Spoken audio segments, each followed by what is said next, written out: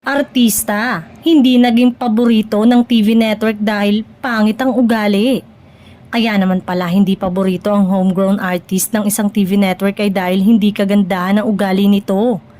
Kamakailan nang umandar-umano ang pagiging attitude ng artist na ito sa isang panayam, kaya naman ilang handler ng talent agency ng TV network sa tuwing nagkakaroon ito ng TV guesting. Pag may project, kahit naman si artist ay kaswal lang din kausapin ng mga bossing at may boundaries para hindi siya maging kampante at dahil ma-attitude nga daw kasi.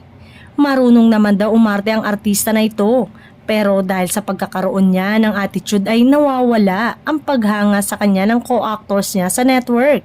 Isama pa ang ilang handlers. Sa kasalukuyan ay may project ang artista na ito at isa siya sa main cast, kaya siguro feel na feel daw nito ang karakter.